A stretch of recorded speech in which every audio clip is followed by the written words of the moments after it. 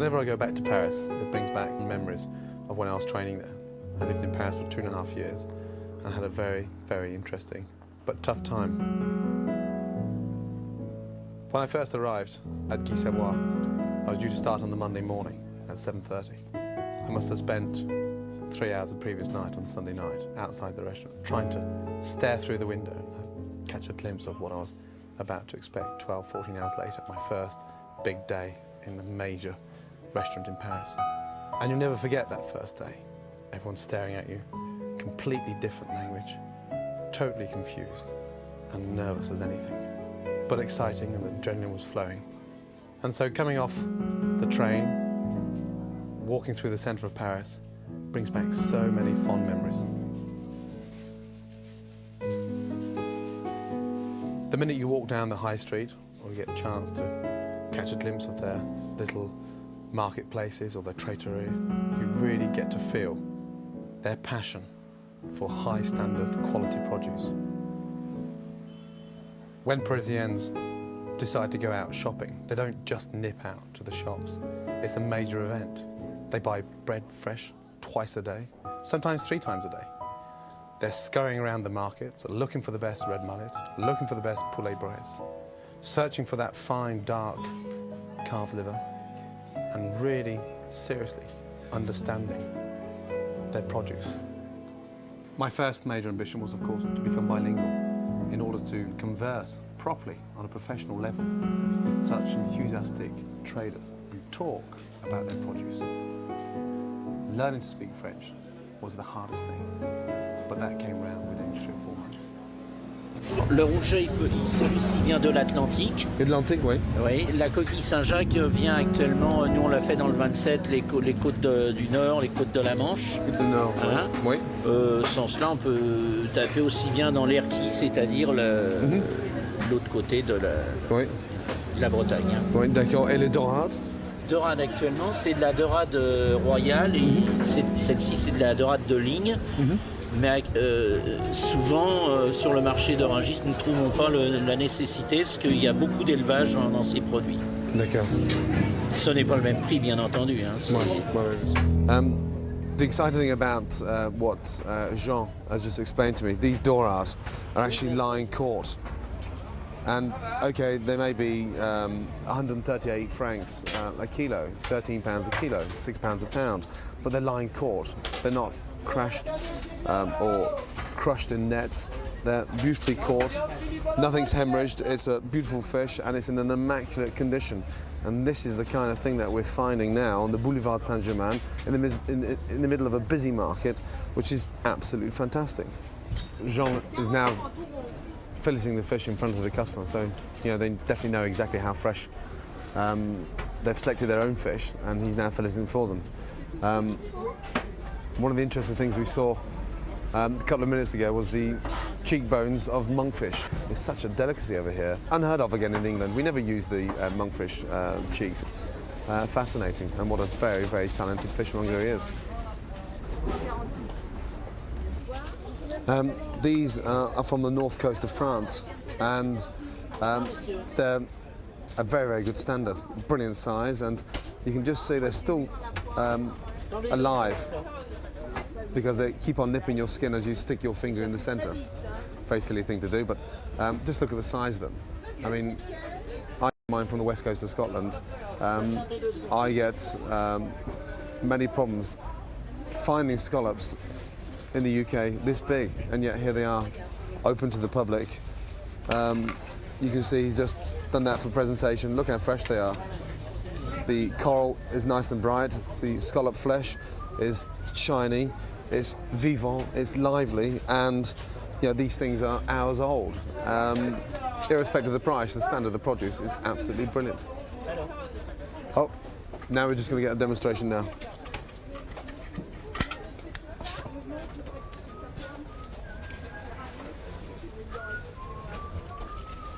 Excellent. Beautiful. Très très bon. Oui. Cru, les Japonais mangent cru. Oui, c'est ça, oui. Très très cru, que ce soit le top. Oui. Monsieur, you just explained that it's good enough, it's that fresh to start eating raw. I'm not too sure if I want to eat it now, raw. Maybe later on tonight, but not right now. Merci beaucoup. Passez un très bon journée. Merci. Au revoir, madame. Merci.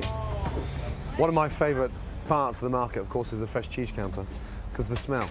Actually, just walking through, past the vegetables, onto the fish, and now onto the cheese counter. Pardon, madame. Especially a cheese counter like this, got about 15, 20 different kinds of goat cheese. These wonderful little individual San Marcelin, absolutely stunning. Some beautiful camembert, some fantastic brie. The cheeses are brilliant, and they're just so cheap. And you know, you can have a small wedge of San Marcelin. You can go for some Savoy. You can go to Robuchon. You can have a whole selection and pick it up for 50 francs. They're fine. It's nothing, but the smell is absolutely fantastic. These stunning little chèvre frais, little baby fresh goat cheese. I mean, you don't find things like this back in the UK. They're 18 francs and £1.80 each. That sliced on a baguette in the oven for about 3.5 minutes, served with a little salad roquette, is a meal on its own. Absolutely delicious.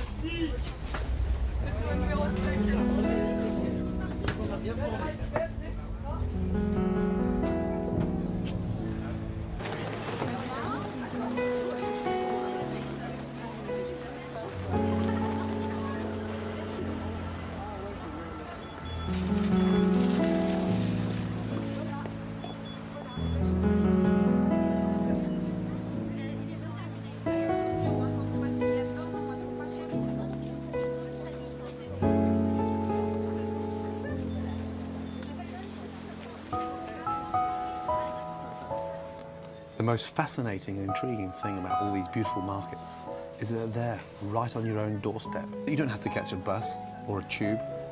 Every individual neighbourhood has their own selective little market. There's 350 of them throughout Paris.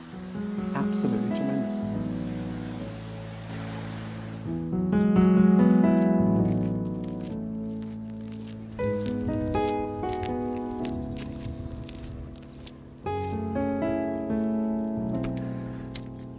Louis XIII, right in the centre of Place de Vosges, one of the most stunning, most sought-after squares in the 11th arrondissement.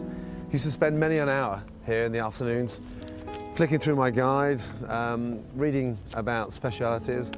There's a restaurant 200 yards away from here called L'Ambroisie, which I used to knock on the door every 2 months when they changed out a carte and pester them for a menu. I think the chef got so sick to death of me asking for these menus. Eventually, he actually offered me a job.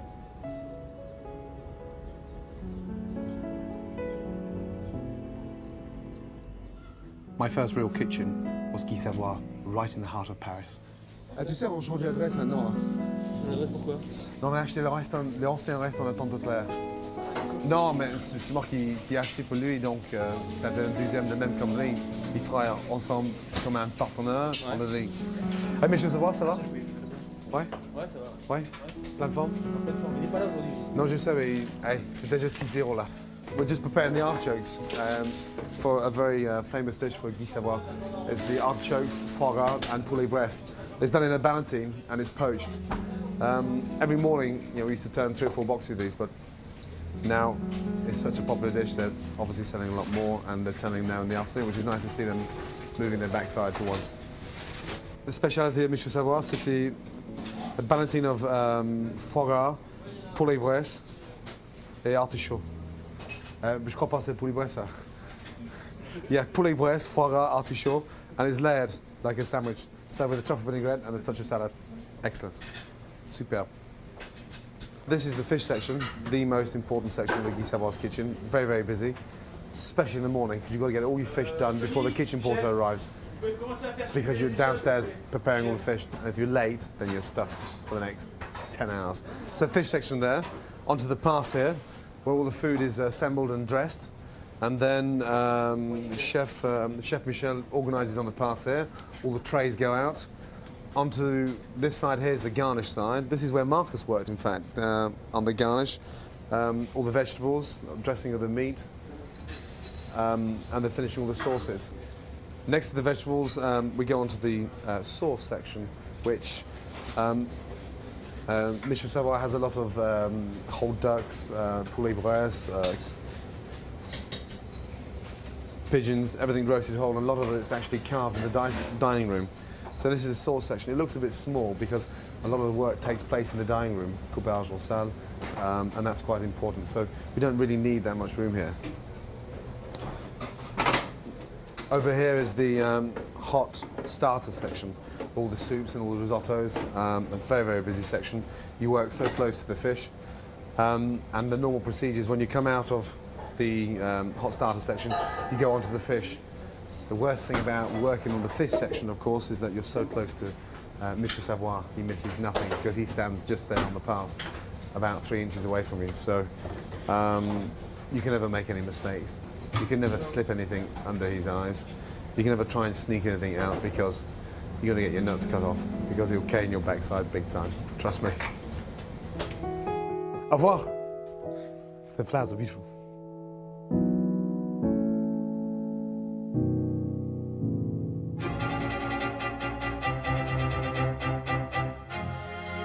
Sauté dorade with pesto, artichokes and some scallops.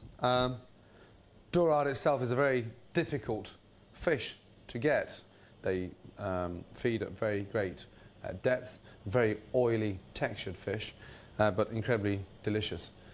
Slightly lighter flavour than a sea bass and slightly stronger than a red mullet, so it's a very simple, easygoing fish, but very difficult to obtain.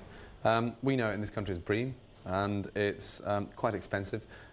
This always reminds me of Paris because sometimes a special treat at weekends when I had a bit of extra dosh, I could treat myself to a little baby dorade, sit there with my mashed potatoes, little vinaigrette. I didn't have luxurious ingredients like things like artichokes and scallops, some mashed potatoes, some simple pesto, and bang, wow. What a fantastic meal on its own. Sadly, I didn't have anyone to share it with, so I had this huge dorade all to myself. The garnish of this dish is a very light, fine pomme puree, which has been let down with some cream.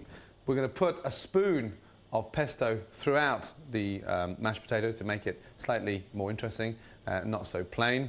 Around the outside, we're going to have some sautéed artichokes. That's going to be seasoned with a little classic vinaigrette.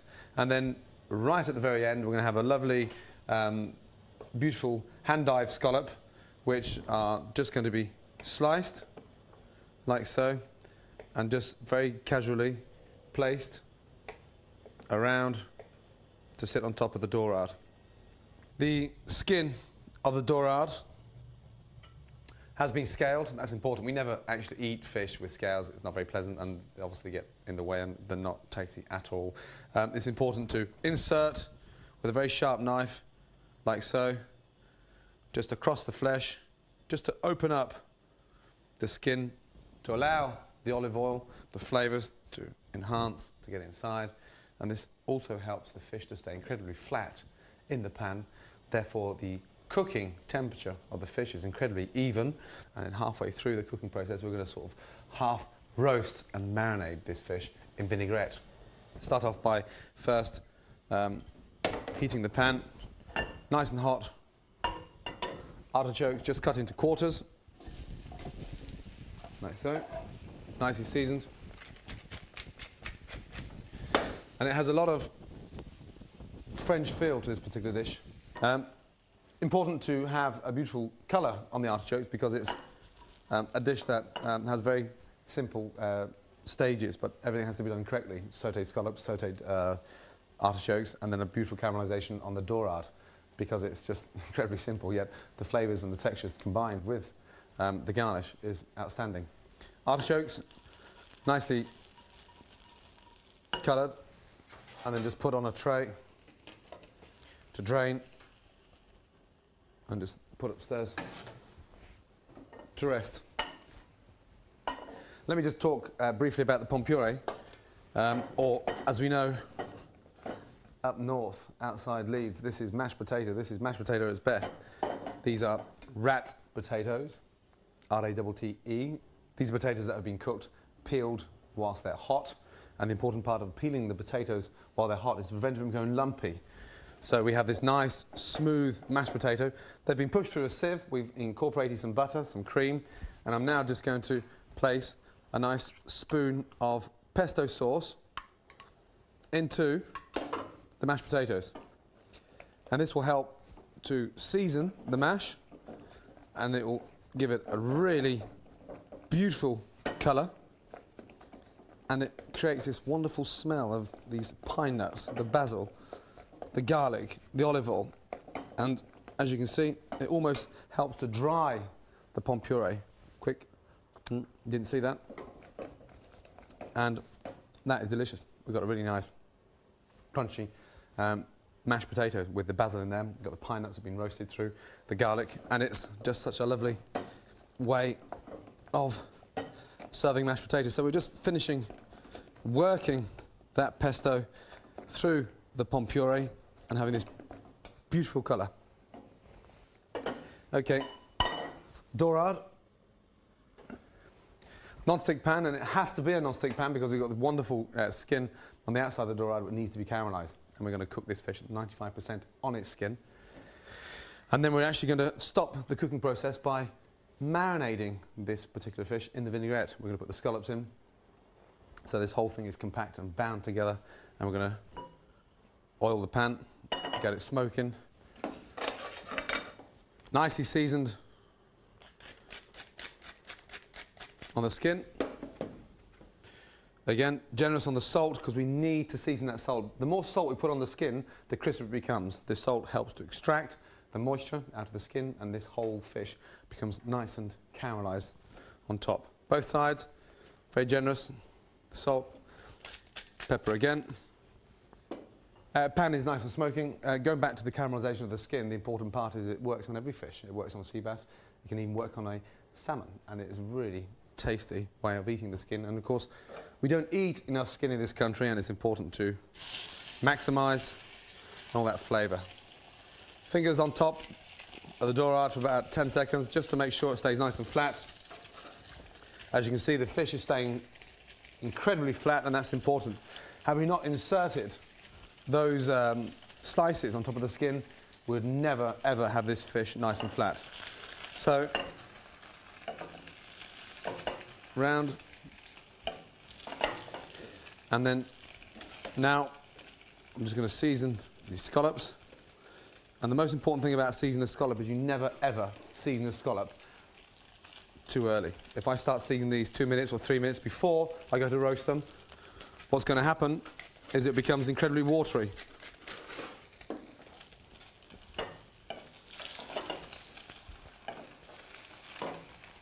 So just check underneath very carefully.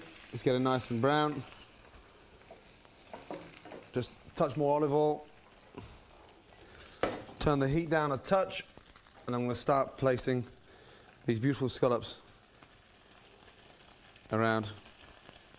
And all I've done is slice these scallops into 5, season them beautifully into the oil.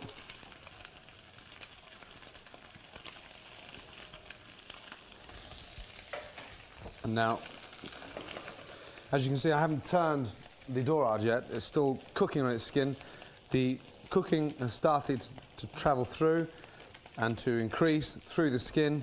As you can see now, it's almost half cooked. We've got this wonderful flat, crispy surface. Scallops just very carefully turn around, one by one. And likewise with the scallops, it's important to cook at a very, very hot temperature, because if they don't colour, then you'll boil them, and a boiled scallop is very insipid and not very pleasant at all. Turn around.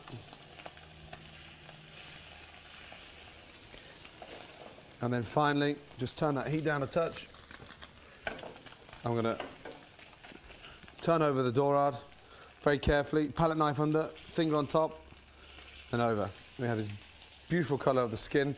It's incredible. It's really solid, it's firm, and it's so tasty.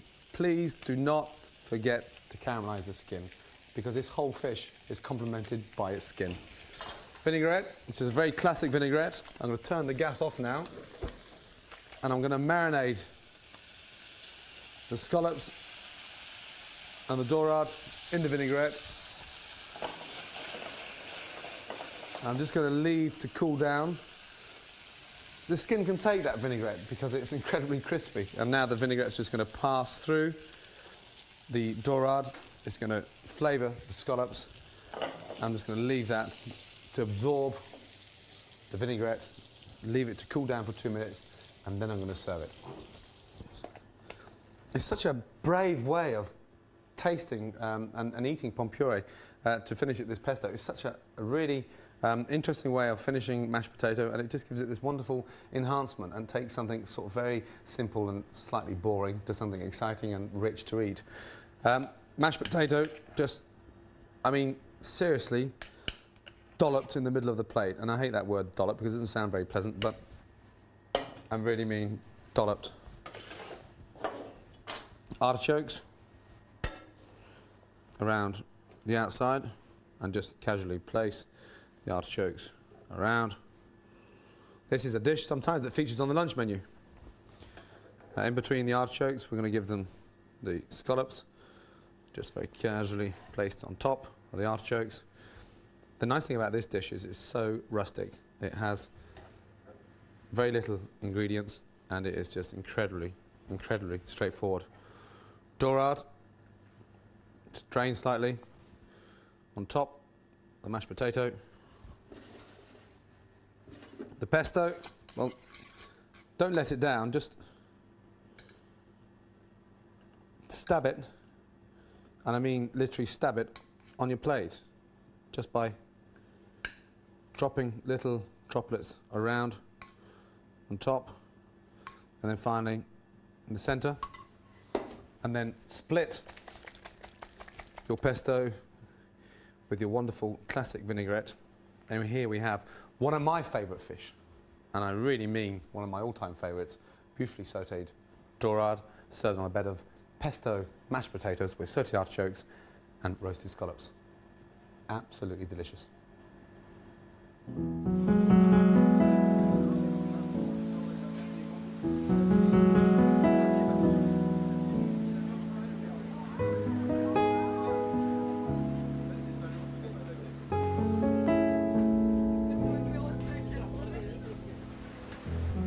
Having spent 18 hours a day in that kitchen, 6 days a week, I'm still attracted to it like a magnet. Such fond memories. Salut les gars. Keep up the good work, guys.